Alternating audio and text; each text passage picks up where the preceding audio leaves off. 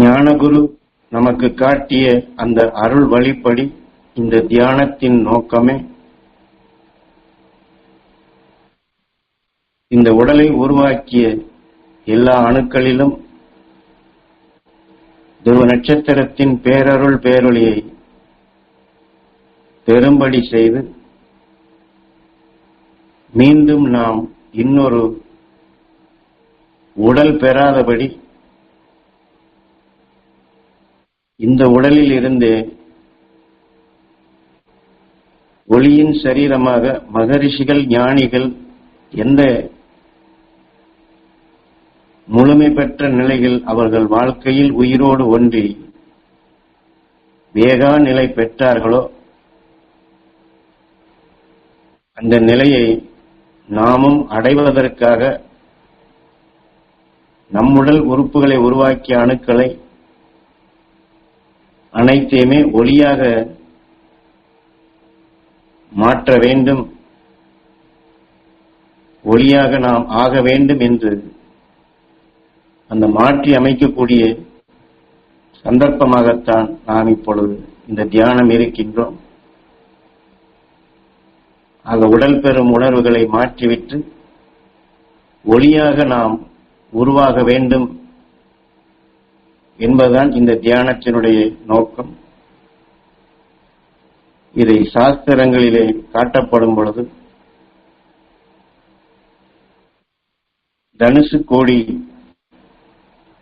என்று காட்டுகின்றார்கள். நாம் ஒவ்வொரு நாளும் எத்தனையோ கோடிக்கணக்கான எண்ணங்கள், நினைவுகள், உணர்வுகள் நமக்குள் வந்து போய்கொண்டே இருக்கின்றது, நம்மீது மோதிக்கொண்டே இருக்கின்றது. நாம் அதிலே பல உணர்வுகளை நாம் நுகர நேருகின்றது, சுவாசிக்க நேருகின்றது. தனுசு என்று சொல்லும் பொழுது நம்முடைய எண்ணங்கள், உணர்வுகள் வெளிப்படுவதைத்தான் தனுசு கோடி, தனுசு என்று சுட்டிக்காட்டி இப்படி கோடிக்கணக்கான நிலைகளாக வந்து கொண்டே மாறிக்கொண்டே நமக்குள் இப்படி இயங்கிக் கொண்டே இருப்பதை, அதையே உயிரோடு ஒன்றக்கூடிய நிலையாக, உயிரோடு ஒன்றி உணர்வை ஒளியாக மாற்றி விண்ணிலே வாழ்ந்து கொண்டிருக்கும் மகரிஷிகள், ஞானிகள் அவர்களோடு ஒன்றும் நிலையாக நமக்குள் இயங்கக்கூடிய நிலைகளை சுட்டிக்காட்டி நாம் உருவாக வேண்டிய நிலையையும் அந்த ஒரு சொல்லிலேயே தனுசு கோடி என்று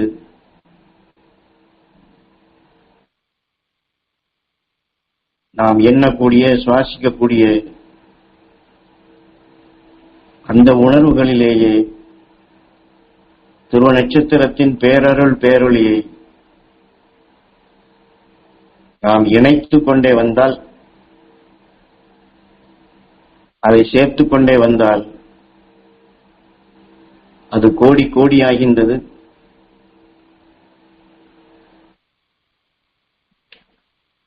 ஆக இதிலே மாற்றி அமைக்கும் சக்தி, உருவாக்கும் சக்தி என்பது சாதாரண சகஜ வாழ்க்கையில்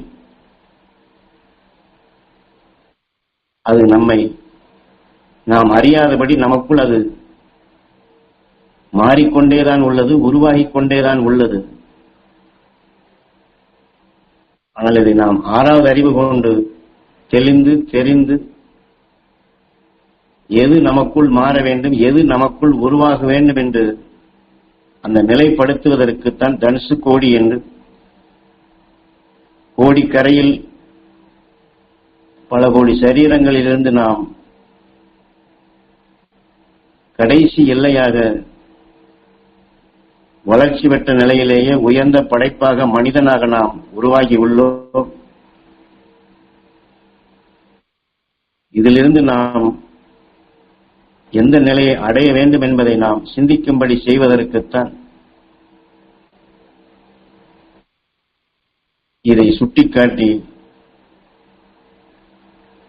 இந்த மனித வாழ்க்கையில் நாம்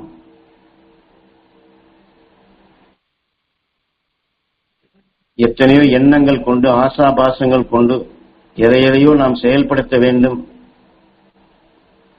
என்று சென்றாலும் கூட,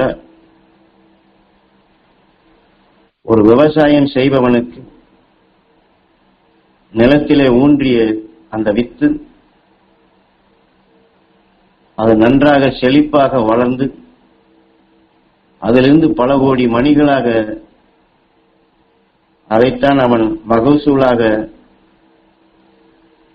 அவன் எடுக்க விரும்புவான். ஆனால் வித்து முளைத்தாலும் அது செடியாக மரமாக வளர்கின்றது. அந்த செடியிலிருந்தோ மரத்திலிருந்தோ அதிலேதான் இந்த வித்துகள் உருவாகின்றது. ஆனால் விவசாயிக்கு தேவை அதில் விளையக்கூடிய அந்த மணிகள் தான். அதுபோன்று நாம் இந்த மனித சரீரத்திலே நாம் இந்த சந்தர்ப்பத்திலே நாம் வாழ்ந்து கொண்டிருந்தாலும், இந்த சரீரத்தை உருவாக்கிய வித்து நமது உயிர்தான். இந்த உயிரால் உருவாக்கப்பட்ட இந்த உடலில் இருந்து உயிரை போன்றே உணர்வின் அணுக்களை ஒளியாக, பேரொளியாக, அந்த மகசூலாக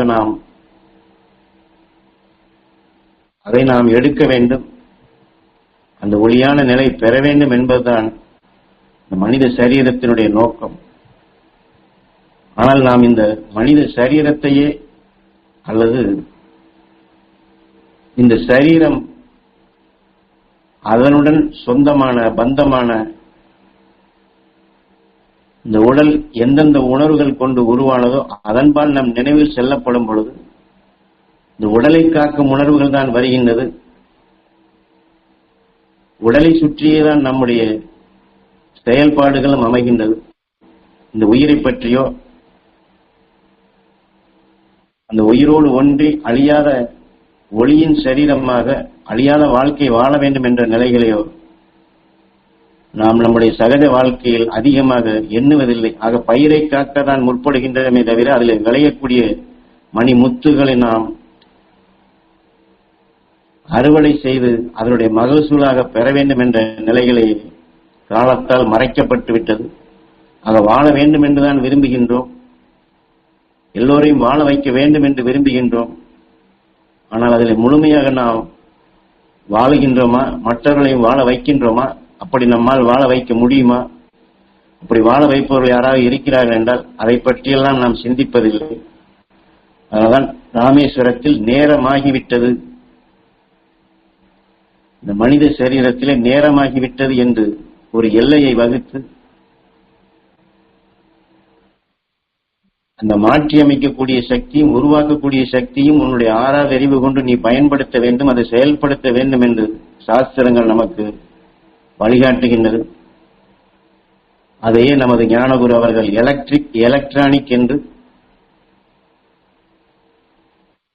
இந்த வளர்ச்சி பெற்ற எந்த துறையாக இருந்தாலும் இந்த எலக்ட்ரானிக் அது இல்லாத துறையே இல்லை என்று ஆகிவிட்டது. அவை எல்லாவற்றிலுமே மனிதன் தன்னுடைய எண்ணத்தால், நினைவால் எப்படியெல்லாம் வளர்ச்சி பெற வேண்டும், எப்படியெல்லாம் மாற்றி அமைக்க வேண்டும், எப்படியெல்லாம் தன்னுடைய எண்ணங்களை தான் எண்ணியதை செயல்படுத்த வேண்டும் என்பதையெல்லாம் இன்று இந்த எலக்ட்ரானிக் நிரூபித்துக் கொண்டுள்ளது. எல்லோருக்குமே இது தெரிந்த விஷயம் தான். அன்றாட பத்திரிகைகளை மற்ற நிலையில் பார்த்தோம் என்றால் இன்று எலக்ட்ரானிக் முறைப்படி எத்தனையோ நாம் எண்ணிக்கூட பார்த்திராத அளவுக்கு அவ்வளவு செயல்களை இந்த எலக்ட்ரானிக் இயந்திரங்கள் இன்று செயல்படுத்திக் கொண்டிருக்கின்றது. இது எல்லாமே மனிதன் தன்னுடைய எண்ணத்தால் தான் எண்ணியதை செயல்படுத்த வேண்டும் என்று அந்த செயல் வடிவுக்கு கொண்டு வந்ததுதான் எலக்ட்ரானிக் என்பது. ஆனால் இந்த விஞ்ஞானம் எண்ணியதை செயல்படுத்த வேண்டும் என்று முற்பட்டாலும் கூட கருவிகளை செய்து அதன் மூலமாக பல செயல்களை செயல்படுத்துகின்றது. அதையேதான் நமது ஞான குருவும் நமக்கு சுட்டிக்காட்டி இந்த உயிர் எலக்ட்ரிக்காக இருக்கின்றது, நாம் சுவாசிப்பது எலக்ட்ரானிக்காக, அந்த உணர்வின் இயக்கமாக, உணர்ச்சிகளாக நம்மை இயக்குகின்றது. ஆனால் உணர்வின் இயக்கமாகவே தான் நாம் சென்று கொண்டிருக்கின்றமே தவிர எதை நம் உணர்வின் இயக்கமாக நாம் கொண்டு வர வேண்டும், அதுதான் இங்கே மாற்றியமைக்கும் சக்தி. இன்று எங்கெங்கோ கடலுக்கு அடியில், கடலுக்கு மேலே, பாலைவனத்திலே மனிதன் அவன் எங்கெல்லாம் தன்னுடைய சிந்தனைகளை செலுத்துகின்றானோ அங்கெல்லாம் தன் வாழ இந்த உடலுக்காக எவ்வளவோ செயல்களை செயல்படுத்தி அதையெல்லாம் புதிய புதிய கண்டுபிடிப்புகளாக, வளர்ச்சி பெற்ற நிலைகளாக ஒவ்வொரு வளர்ச்சியடைந்த நாடுகளிலும் இதை செயல்படுத்தி காட்டுவது போன்றுதான் நாமும் இந்த வாழ்க்கையில் மிக குறுகிய வட்டமாக மற்றவருடைய உணர்வுகள், நம்முடைய எண்ணங்கள், உணர்வுகள் சிக்கி அதற்காக கோபப்பட்டு, வேதனைப்பட்டு, ஆத்திரப்பட்டு, சந்தேகப்பட்டு, சஞ்சலப்பட்டு, சலிப்புப்பட்டு, சோர்வுபட்டு, அது ஒவ்வொன்றிலும் நாம் என்னால் முடியவில்லை, அல்லது என் குடும்பத்தில் இதை செயல்படுத்த முடியவில்லை, அல்லது என் பிள்ளைகளுக்கு இதை செயல்படுத்த முடியவில்லை, அல்லது என் தொழில்களிலே இதை முன்னேற்றம் அடைய முடியவில்லை, அல்லது சதா இப்படித்தான் இருந்து கொண்டிருக்கிறது என்று நுகர்ந்த உணர்வுதான் நம்மை இப்படி மாற்றி அமைத்து, அந்த மாற்றியமைத்த நிலைகளை நாம் நல்லதாக வேண்டும், நல்லதாக்க வேண்டும் என்று அதிலேதான் நாம் போராடி கொண்டிருக்கின்றமே தவிர, நாம் மாற்றி அமைக்க வேண்டியது உடல் பெறும் உணர்வுகளை. இந்த மனித வாழ்க்கையில் வரக்கூடியதை, இந்த சலிப்பையும் சங்கடத்தையும் சோர்வையும் வேதனையும் எண்ணி இதற்காக நாம் போராடி கொண்டிருந்தால் ஆக பயிரை காக்கும் உணர்வுகள் தான் வரும். அந்த நெல் மணிகளை அறுவடை செய்ய வேண்டும் என்ற நிலைகள் வராது. ஆக நம்முடைய பற்று, நம்முடைய எண்ணம், நம்முடைய நோக்கம் உயிரோடு ஒன்றி உணரை ஒளியாக மாற்ற வேண்டும் என்ற நோக்கமாக இருந்தால், அந்த பற்றை நாம் வளர்த்தோம் என்றால் தனுசு கோடி. ஆக எத்தனை எண்ணங்கள், எத்தனை உணர்வுகள், எத்தனை அடிப்படையில் எத்தனை நிலைகள் வந்தாலும் அதற்குள் இந்த துருவ நட்சத்திரத்தின் பேரருள் பேரொழியை கலக்கக்கூடிய உணர்வாக, உணர்ச்சிகளாக, அந்த உணர்வின் இயக்கமாக நாம் கொண்டு வர முடியும். அதனால்தான் தனுசு கோடி என்று நமது ஞானகுரு அவர்கள் மிக தெளிவாகவே இதை சுட்டிக்காட்டி, நாம் ஒவ்வொன்றுடன் எதிர்மறையாக இயங்கி எதிர்மறையாக போராடிதான் நாம்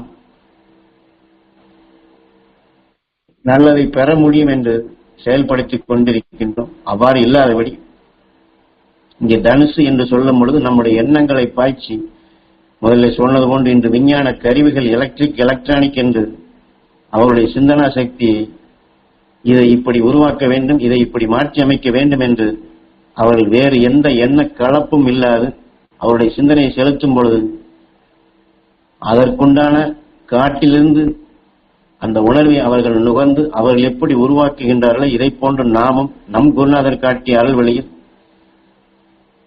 ஒவ்வொரு நொடி பொழுதும் ஞானிகள் மகரிஷியில் வெளிப்படுத்தக்கூடிய உணர்வுகளை நாம் சுவாசித்து அதை நம் உடல் உறுப்புகளை உருவாக்கி அணுக்களுக்கு கொடுத்தோம் என்றால் அதுவே ஒளியான உணர்வின் அணுக்களாக மாற்றியமைக்கும் சக்தியாக அமைந்து மகரிஷிகள் ஞானிகள் பெற்ற அந்த வேகான நிலையை நாம் உருவாக்கும் சக்தியாக, ஆறாவது அறிவு பிரம்மாவை சிறைப்பிடித்தான் என்று இந்த உடலில் இருந்தே மகரிஷியாக ஞானியாக நாம் உருவாகக்கூடிய சக்தியாக அது அமையும். ஏனென்றால் இயற்கையினுடைய நியதி பிரகாரம் காவியத்திலே சுட்டிக்காட்டப்படும் பொழுது இப்படித்தான் இந்திர லோகத்திலே இரணியன் புகுந்து எங்களை தொல்லைப்படுத்துகிறான் என்று இந்த உடலை உருவாக்கிய அணுக்கள் சதா சர்வகாலமும் எதையாவது ஒரு உணர்வை நுகர்ந்து அதனால் மனவேதனைப்பட்டு எங்களை காப்பாற்றுங்கள், எனக்கு இப்படி ஆகிவிட்டது என்று இந்த ஓலங்களை எழுப்பப்படும் பொழுது இதிலிருந்து விடுபட என்ன மார்க்கம் என்று இதையெல்லாம் குட்டி கதைகளாக போட்டு இதை மாற்றி அமைக்க வேண்டும் என்றால் கண்ணனிடம்தான் கேட்க வேண்டும் என்று உயிரின் இயக்கத்தை அங்கே விஷ்ணு வரம் கொடுக்கிறான் என்று நாம் நுகர்ந்த உணர்வுகள் உயிரிலே படாதவரை அது சிருஷ்டிக்கும் நிலைகள் இருக்காது. ஆனால் உயிரிலே பட்டுவிட்டால் விஷ்ணு வரம் கொடுத்து வருகிறான் என்றும் விஷ்ணுவின் மகன் பிரம்மா ஆக உயிரிலே பட்டுவிட்டால் ஓ இம் அது நமக்குள் ஜீவன் பெற்று எதை நாம் நுகர்ந்து உயிரிலே படும்படி செய்தோமோ அத்தகைய அணுவாக உருவாக்கும் சக்தியாக விஷ்ணுவின் மகன் பிரம்மா அதை படைத்து விடுகின்றான், உருவாக்கி விடுகிறான் என்றும், அப்படி உயிரால் உருவாக்கப்பட்டு பிரம்மாவால் அணுத்தன்மையாக சிருஷ்டிக்கப்பட்டு அது இந்த உடலுக்குள் அந்த சம்பவங்கள் நிகழுமே என்றால் இந்த உடலான சிவனும் அதை ஏற்றுக்கொள்ளத்தான் வேண்டியிருக்கும், இந்த உடலும் அதை ஏற்றுக்கொள்ளத்தான் செய்யும் என்றும், இந்த 3 பேருமே எங்களுடைய வேலை எங்களுக்கு இதுதான் தெரியும், இப்படி நாங்கள் செயல்படவில்லை என்றால் எதுவுமே உருவாகாது. அவை எதுவுமே உருவாக வேண்டும் என்றால் இந்த நியதி பிரகாரம் தான் மும்மலம் என்று சொல்வது, இந்த நியதி பிரகாரம் தான் உருவாக முடியும் என்று சொல்வதாக, அது இந்த உடலிலே வேதனை வரும் பொழுது, துன்பங்கள் வரும் பொழுது இந்த 3 பேருமே எங்களால் ஒன்றும் செய்ய முடியாது என்றுதான் சொல்வதாக சுட்டிக்காட்டி, அப்பொழுதிலிருந்து விடுபடும் உபாயத்தை யாரிடம் கேட்பது, எதன் வழி அதை பெறுவது என்று இங்கே கண்ணின் நினைவுகளைத்தான் கண்ணனுக்குத்தான் தெரியும் என்று. என்றால் நமக்கு பிரச்சனைகள் வரும் பொழுது, சிக்கல்கள் வரும் பொழுது உடலுக்குத்தான் முதல்ல அந்த உணர்ச்சிகள் இயக்குகின்றது. ஆனால் உடலிலே இந்த உணர்ச்சிகள் இயக்கப்பட்டாலும் அதனுடைய நுண்ணிய அறிவாக இயக்கம் உயிருக்கு வருகின்றது. அதனால்தான் ஏதாவது ஒரு சிக்கல் ஆகிவிட்டால் நாம் இறந்து விடுவோமோ அல்லது உயிர் போய்விடுமோ என்று இந்த மரண பயங்கள் வருகின்றது. அது இதைத்தான் காவியமாக சுட்டிக்காட்டப்பட்டு இந்த 3 பேருமே சேர்ந்து ஆலோசனை செய்து கண்ணனிடம் கேட்போம் என்று சொல்லும் பொழுது அந்த பிரச்சனையிலிருந்து, சிக்கலிருந்து விடுபட இந்த நினைவுகள் இந்த கண்ணுக்கு தான் வருகின்றது. ஏனென்றால் இந்த விஞ்ஞான எலக்ட்ரானிக் என்று, அதாவது ஸ்கேனிங் என்று சொல்வார்கள். ஆக நம்முடைய கண்ணின் நினைவு கொண்டு நடந்த நிலைகளையும் நடக்க வேண்டிய நிலைகளையும் என்ன செய்வது, ஏது செய்வது என்று பல கோடி சரீரங்களில் ஒவ்வொரு சரீரத்திலும் தன்னை காட்டிலும் எதிரிகளிடமிருந்து தப்ப முடியாத நிலை வரும்பொழுது அதில் நரக வேதனைப்பட்டு இந்த கண் புலனறிவால் தான் அந்த வலுவானவற்றை நுகர்ந்து தன்னை காட்டிலும் வலுவானதை எண்ணி ஏங்கி இந்த கண்களால் அதை உற்று பார்த்து பதிவாக்கி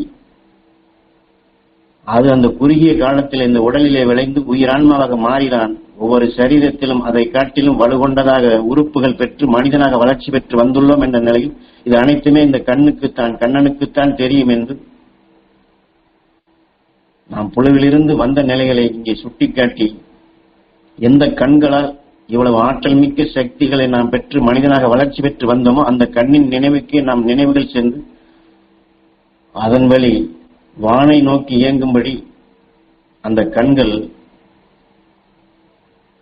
யோசிப்பதாக, இதற்கு என்ன உபாயம் என்று சிந்திக்கும்படி நம்முடைய எண்ணங்கள் செல்வதை இவ்வாறு வியாசகர் காட்டி அந்த வானை நோக்கி இதிலிருந்து விடுபட என்ன செய்ய முடியும், என்ன செய்ய வேண்டும், என்ன செய்யலாம் என்று உற்று நோக்குவதாக காட்டி, இப்பொழுது அதற்குண்டான உபாயம் கிடைத்தது என்று நாம் பரமாத்மா என்று சொல்கின்றமே. இதிலே மற்ற மனிதர்கள் மற்றவர்கள் வெளிப்படுத்தி உணர்வின் சத்தைத்தான் நாம் நுகர்ந்து இந்த உடல் பெற்று இந்த உடலிலே நாம் விளைந்த உணர்வு கொண்டுதான் மீண்டும் மீண்டும் சலிப்போ சங்கடமோ வேதனையோ துன்பமோ எத்தனை உணர்வை நுகர்ந்த இந்த நிலைகள்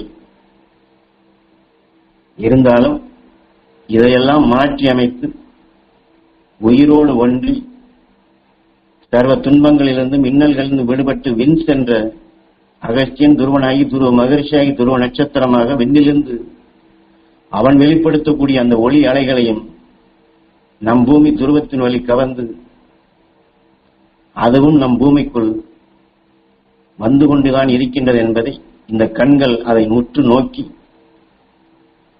அதை சுட்டிக்காட்டி, அதோ வருகின்றான் ரிஷியின் மகன் என்று துருவ நட்சத்திரம் வெளிப்படுத்தும் பேரொளி உணர்வுகளை இந்த பூமியில் விளைந்த உணர்வை நாம் மீண்டும் மீண்டும் சுவாசிப்பதிலிருந்து விண்ணிலிருந்து வரக்கூடிய அந்த ஒளியான உணர்வுகளை இதே கண்கள் நமக்கு நினைவுபடுத்தி அதை பதிவாக்கி அதன் வழி இதை பெற முடியும் அவனிடம் கேட்டால்தான் இதிலிருந்து நாம் முழுமையாக விடுபட முடியும் என்பதை காவியமாக காட்டி மனிதன் இந்த வாழ்க்கையிலே தன்னை அறியாத துன்பங்கள் வந்தால், வேதனைகள் வந்தால் இதிலிருந்து விடுபடும் மார்க்கமாக ஞானத்தை பெறும் சந்தர்ப்பமாக உருவாக்கி அந்த காவியத்தின் மூலமாக நமக்கு வாழும் வழிமுறையாக தான் மாற்றி அமைக்கும் சக்தி, உருவாக்கும் சக்தி என்று சொல்வது. அது இந்த வாழ்க்கையிலே நம்மை அறியாது இருளான நிலைகள் வந்தால் அதை மாற்றி அமைக்க வேண்டும். மாற்றி அமைத்து இதற்கு முன் வாழ்ந்த ரிஷிகள், மகரிஷிகள் எந்த நிலையை பெற்றார்களோ அதை உருவாக்க வேண்டும் என்று இந்த மாற்றி அமைக்கும் சக்தி, உருவாக்கும் சக்தி நமக்கு காட்டுவதற்குத்தான் இந்த காவியத்தை நமக்கு தெரியப்படுத்தி இந்த மாற்றியமைக்கும் உணர்வையும் உருவாக்கக்கூடிய சக்தியுமே நாம் ஒரு பழக்கமாக இந்த விஞ்ஞானிகள் முதல்ல சொன்னது போன்ற எலக்ட்ரானிக் ஒரு கண்டுபிடிப்பு அது பொருளாக உருவாகி மக்களுக்கு பயன்பாடாக வந்தாலும் அதிலே ஏதாவது குறைபாடுகளோ அல்லது அதிலே சில வசதிகள் குறைவாக இருந்தாலோ அதே மனிதன் மீண்டும் அதை சிந்தித்து அந்த வசதிகளை அதிலே கொண்டு வருவதாக, அந்த குறைபாடுகளை சரி செய்யக்கூடிய நிலையாக அவன் அதை மாற்றி அமைக்க வேண்டும் என்று விரும்புகின்றான். அதற்கு அவன் நாம் இந்த பக்தி மார்க்கத்தில் சொல்வது போன்று நேரத்தையோ காலத்தையோ அல்லது மற்ற நிலைகளை அவன் சிந்திப்பதில்லை. அதில் இருக்கக்கூடிய குறைகளை காணுகின்றான், தனக்கு வேண்டிய வசதிகளை பார்க்கின்றான். அந்த எண்ணத்தை அவன் செலுத்தும் பொழுது அந்த ஆறாதறிவு அவனுக்கு அந்த பாதையை காட்டி அந்த வசதிகளை பெற்றுத் தருவதாக அந்த உருவாக்கக்கூடிய சக்தியாக அவனுக்குள் உருவாகின. இதை போலதான் நாம் இந்த வாழ்க்கையில் ஒவ்வொரு சந்தர்ப்பத்திலும் எத்தனை எண்ணங்கள், உணர்வுகள் மோதி நாம் போகும் பாதையை இடைமறித்து திசையை மாற்றினாலும் அந்த விஞ்ஞானி செய்வது போன்று நம்முடைய ஆறாவது அறிவை நாம் மகரிஷிகள், ஞானிகள் பால் செலுத்தி இந்த குறைபாடுகளை அகற்றி நமக்கு வேண்டிய நல்வழியாக அதை பெற வேண்டும் என்று எண்ணினால் அது ஏழாவது அறிவு ஒளியாக மாறுகின்றது. அதனால்தான் நமது குரு இதை தியான பயிற்சியாக நமக்கு கொடுத்து அந்த மகரிஷிகளுடன், ஞானிகளுடன் என்றுமே நாம் தொடர்பு கொண்ட நிலையில் இந்த மாற்றி அமைக்கும் சக்தியும் உருவாக்கக்கூடிய சக்தியும் நாம் ஒரு பழக்கமாக இதை கட்டாயப்படுத்தி நாம் செயற்படுத்த வேண்டும். இப்படி வந்துவிட்டதே அல்லது இப்படியே வந்து கொண்டே இருக்கின்றதே என்று நாம் எதையுமே எண்ண வேண்டியது இல்லை. எது வந்தாலும் எது மோதினாலும் நாம் அதை மாற்றி அமைக்க முடியும், அதை நல்லதாக எனக்குள் உருவாக்க முடியும் என்று அந்த எண்ணத்தோடு நாம் இந்த தியானத்தை, இந்த பயிற்சியை நம் உடல் உறுப்புகளை உருவாக்கி அணுக்களுக்கு அந்த உயர்ந்த சக்தியை ஊட்டினால் நம் உடல் இருக்கக்கூடிய எல்லா அணுக்களுமே அந்த மாற்றி அமைக்கக்கூடிய பயிற்சியாகவும் ஒளியாக உருவாக்கக்கூடிய சக்தியாகவும் இந்த எண்ணங்கள், உணர்வுகள் நமக்குள் இயக்கப்படும் போது பெரிதொரு உணர்வு உயிரிலே பட்டு அதன் இயக்கமாக இயங்கிக் கொண்டிருந்த இந்த நிலையையே நாம் துருவ நட்சத்திரத்தினுடைய பேரருள், பேரொளி உணர்வுகளை அதை நாம் நுகர்ந்து அதையே ஒவ்வொரு நொடி பொழுதும் நுகரக்கூடிய உணர்வின் இயக்கமாக நாம் மாற்ற முடியும். அதனால்தான் இங்கே பிரம்மாவை சிறைப்பிடித்தான் மாற்றி அமைக்கக்கூடிய சக்தி. அது வேதனைப்பட்டோ, சஞ்சலப்பட்டோ, சங்கடப்பட்டோ அல்லது ஆக்ரோஷப்பட்டோ, ஆவேசப்பட்டோ அப்படி மாற்றி அமைக்கக்கூடிய நிலை அல்ல. இயல்பாக அதான் குருநாதர் அடிக்கடி இந்த விஞ்ஞானத்தை சுட்டிக்காட்டி இந்த விஞ்ஞான அறிவு நமக்கு தெளிவாக உண்மைகளை கண் முன்னாடியே நிகழ்த்தி காட்டுகின்றது. இன்று நாமும் சாமி செய்வார், சாமியார் செய்வார், சாமி செய்து கொடுப்பார் என்று என்னைத்தான் நீங்கள் எண்ணிக்கொண்டிருக்கின்றீர்களே தவிர உங்கள் உயிர்தான் உருவாக்குகின்றது. உருவாக்கக்கூடிய சக்தி அவனிடம்தான் உண்டு. ஆக அந்த வழிப்படிதான் நீங்கள் பெற முடியுமே தவிர சாமி செய்வார் என்று எம்மை எதிர்பார்த்து கொண்டிருந்தால் உங்களை நீங்கள் ஏமாற்றிக் கொண்டிருக்கின்றீர்கள், அல்லது நான் உங்களை ஏமாற்றுவதாகத்தான் அர்த்தம் என்று இந்த விஞ்ஞான அறிவு கொண்டே மெய்ஞானத்தினுடைய பேருண்மைகளை நமக்கு உணர்த்துகின்றார்கள். என்றால் அதைத்தான் அந்த இந்திர லோகத்திலே இந்த 3 பேருமே, விஷ்ணுவும் பிரம்மாவும் சிவனும், நாங்கள் எங்களுடைய வேலையை செய்யவில்லை, இதை நிறுத்திவிட்டால் எதுவுமே உருவாகாது என்று அந்த பேருண்மையை நமக்கு உணர்த்துகின்றார்கள். என்னால் அப்படிப்பட்ட ஒரு படைப்பினுடைய சுழற்சி வட்டத்திலே தான் நாம் சுழன்று கொண்டிருக்கின்றோம். அது அந்த இயற்கையோடு ஒன்றிய நிலையில் இந்த 3 தொழில் மும்மலம் என்று எப்படி இது ஒவ்வொரு நொடி பொழுதும் ஒவ்வொரு அணுவிலும் சரி, அகண்ட அண்டத்திலும் சரி, பேரண்டத்தினுடைய இயக்கமாக, ஆதிசக்தியினுடைய இயக்கமாக இயங்கிக் கொண்டுள்ளதோ அதை உணர்ந்து நாம் நம் உயிரான ஈசனிடம் எதை உருவாக்கும்படி செய்ய வேண்டும், பிரம்மா எதை நமக்குள் உடலாக அணுக்களாக உருவாக்க செய்ய வேண்டும், அதை எதை இந்த உடலுடன் ஐக்கியப்படுத்த வேண்டும் என்பதை இந்த கண்ணன் காட்டிய வழிகொண்டு நாம் அந்த ஒரு பழக்கத்திற்கு அதை நாம் ஆசைப்பட்டு அதை ஏங்கி அந்த நிலையை அடைய விரும்பினால், அதனால்தான் நாம் தியானத்திலே எண்ணி ஏங்கி அந்த சக்தி பெற வேண்டும் என்று ஏங்கி தியானியுங்கள் என்று சொல்லுகின்றார். ஏனென்றால் இந்த உயிரும், அதாவது விஷ்ணுவும் பிரம்மாவும் அவரவர்கள் வேலையை அவர்களால் நிறுத்த முடியாது. ஆனால் நாம் இந்த கண்ணின் நினைவு கொண்டு எதை நம் உயிரான அந்த விஷ்ணு வரம் கொடுக்கும்படி செய்ய வேண்டும், எதை அவனுடைய மகன் பிரம்மா என்று உருவாக்கக்கூடிய சக்தியாக, அணுவாக உருவாக்கக்கூடிய நிலையாக நாம் செயல்படுத்த வேண்டும் என்றும், எதை இந்த உடலுடன் இணைக்க வேண்டும் என்றும் தான் எலக்ட்ரிக் எலக்ட்ரானிக். ஒரு கோபமான உணர்வு வந்தால் இது எனக்கு வேண்டாம், ஒரு சலிப்பான உணர்வு வந்தால் இது எனக்கு வேண்டாம் என்று இந்த மூன்று பேருமே அந்த ஒரு பழக்கத்திற்கு வரும் நிலையாக நம் உணர்வின் இயக்கத்தை மாற்றிவிட்டால் அதற்குத்தான் இந்த தியான பயிற்சியாக நமக்கு கொடுக்கின்றார்கள். ஏனென்றால் நாம் அவன் சொன்னான் அல்லது இப்படி ஆகிவிட்டது, எனக்கு கோபம் வருகின்றது, நான் எப்படி கோபப்படாமல் இருப்பது, நான் எப்படி வேதனைப்படாமல் இருப்பது, நான் எப்படி அதை சொல்லாமல் இருப்பது என்று உணர்வின் இயக்கமாக இருப்பதையே மாற்றி அமைப்பதற்காக இந்த கோபத்தை நுகர்ந்தால் நமக்கு என்ன செய்யும், இந்த வேதனை நுகர்ந்தால் என்ன செய்யும், இந்த இடத்திலே சலிப்பாக நாம் இருந்தால் நம்மால் இந்த சோர்வடைந்த நிலை எதையுமே செய்ய முடியாது என்பதை உணர்ந்து அங்கே சோர்வுக்கோ வேதனைக்கோ கோபத்திற்கோ நாம் ஆளாகாதபடி, அந்த உணர்வுகள் இந்த உடலுடன் இணைந்து விடாதபடி, நம் உடலாக ஆகாதபடி நாம் ஆறாதறிவு கொண்டு கண்ணின் நினைவு கொண்டு தான் விழிப்பு என்று சொல்வது. இந்த விழித்திருந்து இப்பொழுது நாம் கோபப்பட்டாலோ வேதனைப்பட்டாலோ சஞ்சலப்பட்டாலோ சங்கடப்பட்டாலோ நமக்கு நன்மைகள் கிடைக்காது, நாம் உயர்ந்த நிலை பெற முடியாது, மற்றவர்களுக்கும் உயர்ந்த நிலையை காட்ட முடியாது, அவர்களுக்கும் அதை பெற நாம் அந்த தகுதி இழக்கும்படிதான் நம்முடைய செயல்கள் அமையும் என்பதை உணர்ந்து இந்த உடலான இந்த ஆலயத்திலே, இந்த இந்திர லோகத்திலே ஒளியான உணர்வுகளைத்தான் நாம் உருவாக்க வேண்டும், ஒளியான அணுக்களைத்தான் உருவாக்க வேண்டும் என்பதை நாம் உறுதியாக எண்ணி அந்த ஒளியான அணுக்களை உருவாக்கவே, ஒளியான அணுக்களாகவே மாற்றி அமைக்கவே என்னுடைய இந்த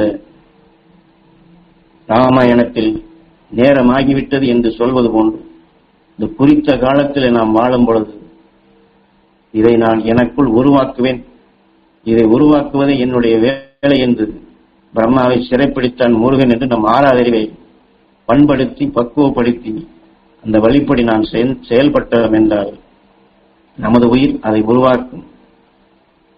நமது உயிர் அந்த உயர்ந்த சக்திகளை நமக்குள் சதா காலமும் விஷ்ணு வரம் கொடுக்கிறான் என்று நல்ல உணர்வுகளை, மெய்ஞானிகளுடைய உணர்வுகளை, ஒளியாக உருவாகும் உணர்வுகளையே நமது உயிர் சிருஷ்டித்து நம்மை அதுவாகவே மாற்றும். அந்த அடிப்படையிலே தான் குருநாதர் காவியத்திலே கொடுக்கப்பட்ட இந்த குட்டி கதை மூலமாக இந்த இயற்கையினுடைய நியதியிலிருந்து நாம் மாறாதபடி, ஆனால் அந்த இயற்கையோடையே ஒன்றி வேகான் நிலை பெறும் நிலையாக, அதைத்தான் ஒரு வித்து பல கோடி வித்துகளாக வளர்ச்சி பெற செய்வதுதான். எங்கும் எதிலும் வளர்ச்சி தான் இயற்கையினுடைய நீர். ஆனால் எந்த வித்து உருவாக வேண்டும், எந்த வித்து மகசூலாக வேண்டும் என்பதுதான் ஞானிகள் நமக்கு உணர்த்தக்கூடியது. என்றால் இயற்கை நல்லது கெட்டது என்ற பேதமில்லை. அது எந்த வித்து ஊன்றப்பட்டதோ அந்த வித்தை அது பன்மடங்காக பெருக்கி தரும். அந்த பன்மடங்காக பெருக்குவதுதான் இயற்கையினுடைய சிருஷ்டி. அதுதான் இயற்கையிலே வளர்ச்சி. வளர்ச்சி வளர்ச்சி என்ற நிலையில் தான் இயற்கை இயங்கிக் கொண்டே இருக்கும்.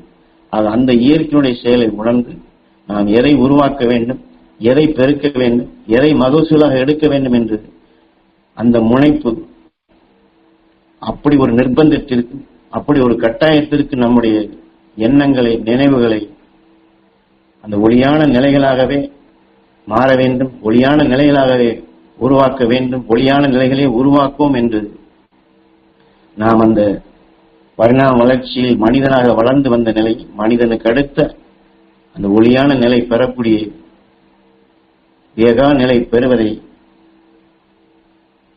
ஒவ்வொரு காவியத்திலும் ஒவ்வொரு தத்துவத்திலும் காட்டப்பட்ட அதில் இருக்கக்கூடிய உள்கருத்தாகத்தான் ஞானகுரு நமக்கு இதை தனுசு கோடி என்று, கோடிக்கணக்கான உணர்வுகள் வந்தாலும் அதை ஒளியாக மாற்ற வேண்டும், அதை ஒளியாக நான் மாற்றுவேன், நான் ஒளியாக ஆவேன் என்று இந்த தத்துவ பிரகாரம் நாம் செயல்பட்டோம் என்றால் நாம் ஒளியாகின்றோம்.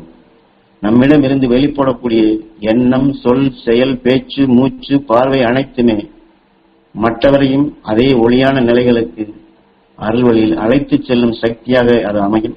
இந்த அடிப்படையிலே தான் நாம் செயல்பட வேண்டும் என்று நமது குரு உணர்த்திய அந்த அருள் வழிப்படி தனுசு கோடியாக இன்றைய தினம் நாம் சுவாசிக்கக்கூடிய, நாம் நுகரக்கூடிய, நாம் பார்க்கக்கூடிய, நாம் கேட்கக்கூடிய அந்த கோடி கோடி என்ற நிலையில் வருவது அனைத்துமே ஒளியாக நாம் மாற்றுவோம், ஒளியான நிலைகளை உருவாக்குவோம் என்ற அந்த அடிப்படையிலே இன்று நாம் தியானிப்போம்.